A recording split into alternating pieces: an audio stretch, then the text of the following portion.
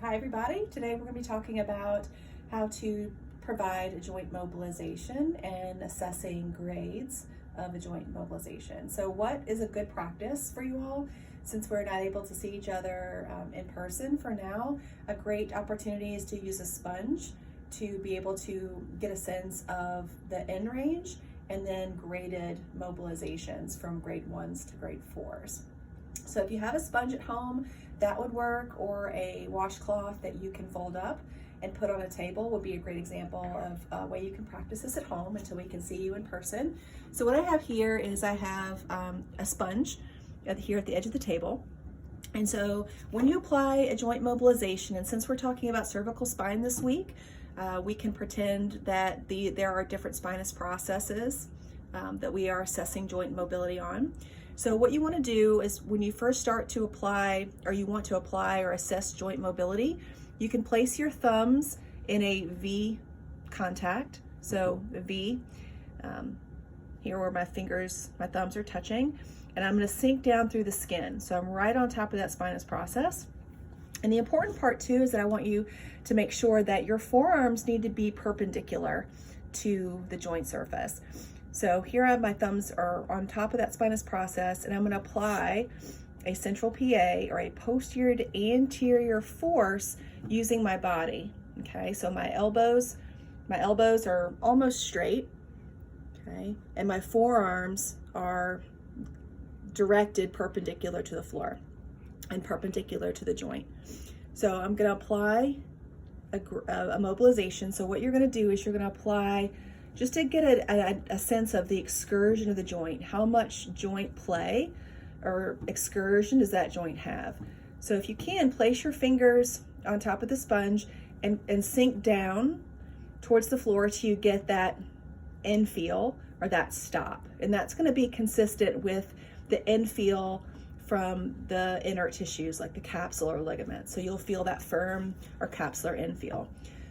So in order to apply a graded mobilization, you have to be able to know what the full excursion of that motion is.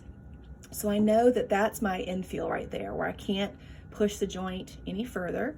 So I'm going to come back up, and so I know that that's my excursion.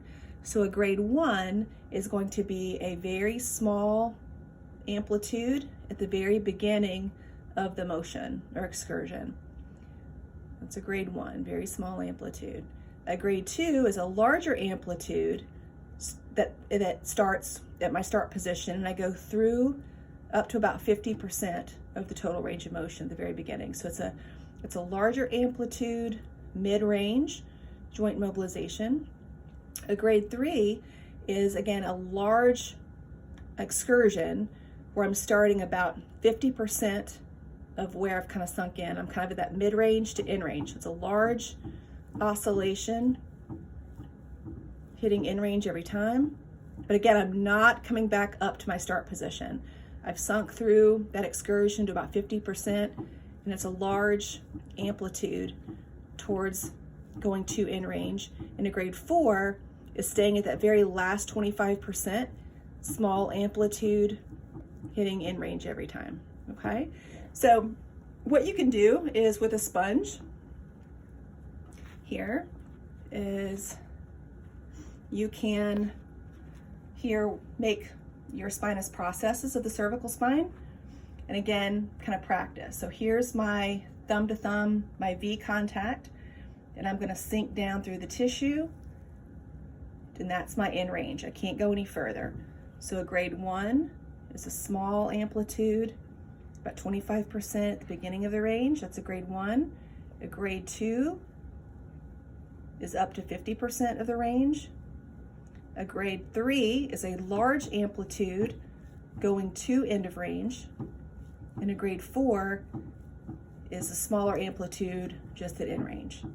Okay, and then you can go through and kind of practice going through different levels. Now, when we think about joint mobility, we think about how much excursion each one of those joints have. So if we're thinking about the spine in particular, I always kind of make an analogy about like a piano key. So every time you press on the spinous process, moving perpendicular, you think about how much excursion each one of those spinous processes have. If a joint is hypomobile, meaning that it doesn't have a lot of mobility, the patient's full excursion may be here. You may just be pushing down and you get kind of an early infeel. Versus, normal, you're feeling that the joints have pretty equal excursion, posterior to anterior the whole way. But if a joint's hypomobile, you may feel a pretty firm infield a lot earlier in the range than you do comparing the other segments. A hypermobile segment is when you push down perpendicular to the segment and the segment glides further in the direction. You may not get a firm infield. Sometimes it kind of has a squishy or empty infield. So that's hypermobility. So hypermobility is a segment goes a lot further forward anteriorly and you don't get a good infield. So this is a good way just to practice your joint mobilizations, and we'll be practicing more when we get into class when we see you soon. Okay.